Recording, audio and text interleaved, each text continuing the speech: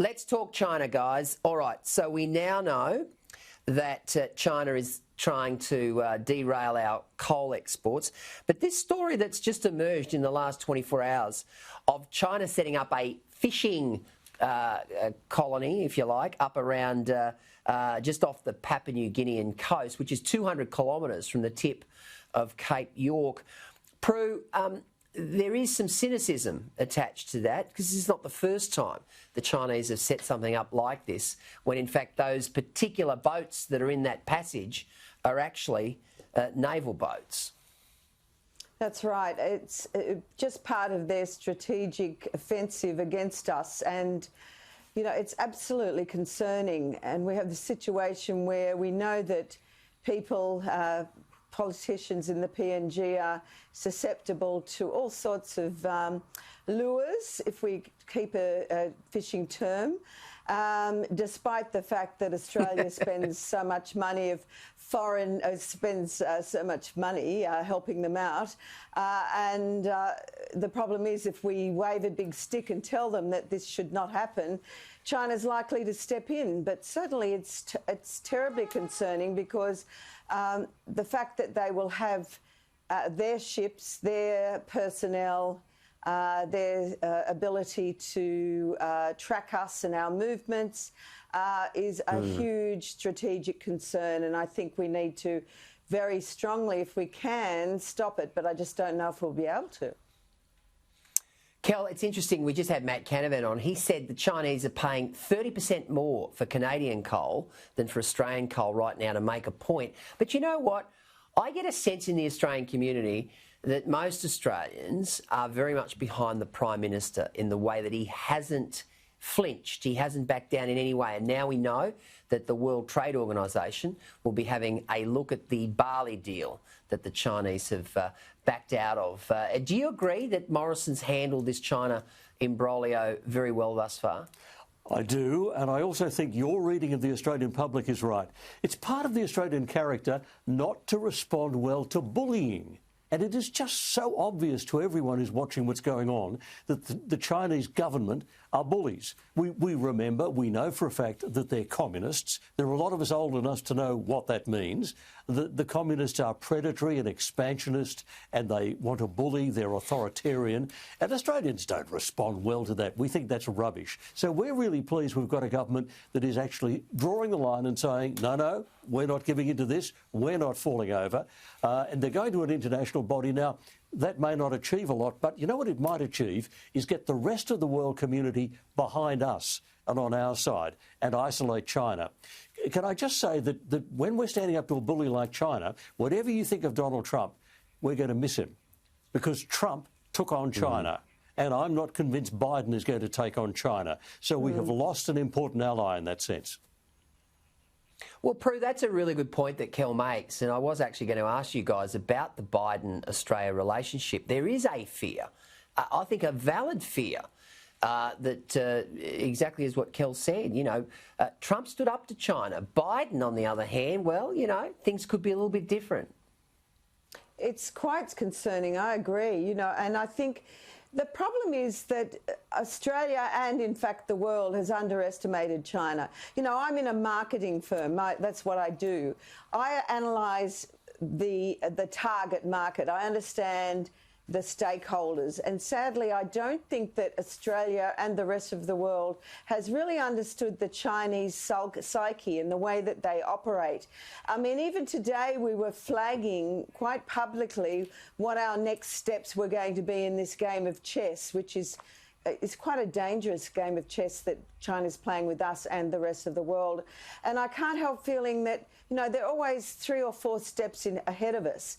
And I do believe that, sadly, you know, that Biden's not going to stand up to them. You know, a lot will depend on what his son's promised to China and other parts of the world. But certainly I think his leanings are much more devoted to China, unless the American people adopt what you know, Trump set and decide that it's not good for them or for the rest of the world if they in any way allow China to become the superpower.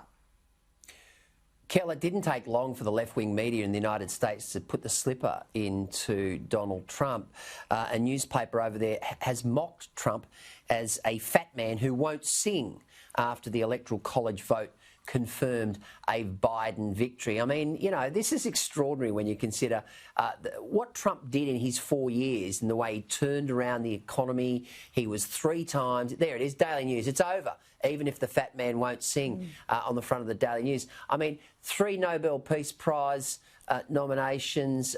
You know, you go through his record on the economy, it's extraordinary, and yet I'm a firm believer that COVID cost Trump this election. Of course it did. Of course, there's a bit of an argument that he didn't run a good enough campaign, but yes, of course, without COVID, he would have coasted in. It was a shoo-in for him. Can I just make a comment on that headline? If you don't mind, Peter, can I put on my word man hat? Sure. Just for a minute. Sure. The expression was made famous by an American sports broadcaster, Dan Cook, who used to say in covering games, "The opera ain't over till the fat lady sings." Yeah. And for a long... we thought it was a reference to Brunhilde in Wagner's Ring Cycle. But they've actually now tracked it back even further to the 1920s. And apparently in the southern states of America, the original form of the expression was, "Church ain't over till the fat lady sings." So it's that expression that they're playing on because they've hated Trump since the day he won the election on 2016. On the day he won the election, the Washington Post said the impeachment process will begin. They've been this way from the beginning. There's a thing called losers' consent, where democracy works only when the people who've lost an election concede that the other side has won. And the Democrats never did. They started in 2016 saying losers' consent is no longer part of American politics. We don't recognise Trump as our president, and they fought him for 4 years. So if he turns around and plays the same game, they ain't got nothing to complain about. My favourite story is the theory, and I got this from an American journalist. He said on the 20th of January, instead of Trump being at the inauguration of Biden, he will be holding a massive rally. And at that rally, that competing rally, he will announce his candidacy for 2024. I mean, that's a lovely thought, isn't it? I wouldn't be surprised. No. I wouldn't be surprised. Hey, let's come back to domestic politics now. Victoria, which has gone to rack and ruin under Andrews, their public servants have been told to avoid saying wife and husband in an LGBTIQ inclusive language document. I mean, PC gone mad? Oh, unbelievable. And I think it's being championed by, you know, Martin Foley, the health minister, who's, clearly culpable, as was, Andrews, the previous health minister. I mean, if their public servants concentrated on doing their jobs properly, we may have found that Melbourne wasn't going to be in lockdown for so long, and maybe not as many people lost their lives. You know, this woke business is just a total wank, I'm sorry. And I'm just so sick of people, trying to, tell us how to think, what to say.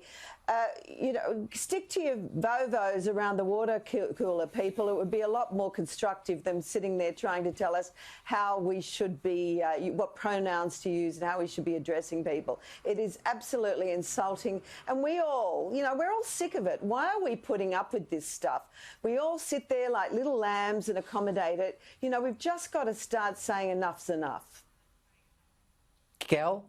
Yeah, look, and can I say, I actually think we need to take it a bit more seriously than this is funny because it's PC people being really stupid. I mean, it's an 11-page document. The last paragraph says Victorian public servants should not make the mistake of thinking heterosexuality is normal. I'm sorry, heterosexuality is normal. 73% of Australian children are being raised by their biological parents in intact families. Without heterosexuality, there is no next generation, right? So, but there's a serious game being played here. It's called linguistic engineering. And to try to change the way society thinks and change the culture, which is what cultural Marxism is trying to do, you change the language. You try to change the language, make some words acceptable, others unacceptable, to change the way people think. I think it's an attack on the biological family. It's trying to break down the concept of the biological family by you create these rules for public servants, then they go into official government forms, so you can't be male or female any longer in a government form. Then it's taught in state schools. I think it is an insidious cultural Marxism. It is. You know, universities, they call it critical theory.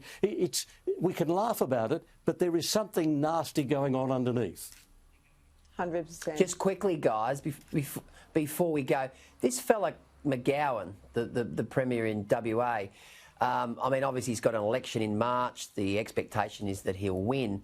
The fact that he didn't jump on a plane and go to Canberra last week for the National Cabinet because he didn't want to sit near Stephen Marshall, the South Australian Premier. Yes. I mean, seriously, these people are actually in power, and they're putting him up to run again and win again. And he probably will win again, just as Palaszczuk did in Queensland. Just quickly, 30 seconds each. Kel, what do you think of Mark McGowan? You've got to go back to Federation. Remember, WA was the last state to join. They always wanted to be another country. He's behaving as if it is another country, and they'll love it. Prue MacSween? Just, you know, just small-minded, a fool, playing everybody. You know, the quicker we can get rid of him, the better. But sadly, as you say, he'll be around for another 4 years probably. It's really sad. Well, Kel Richards and Prue MacSween, thanks for joining us. Have a great Christmas. Have a terrific festive break. Great to see you tonight. Peter, you have Thanks a fabulous so much. Merry Christmas, mate. Christmas.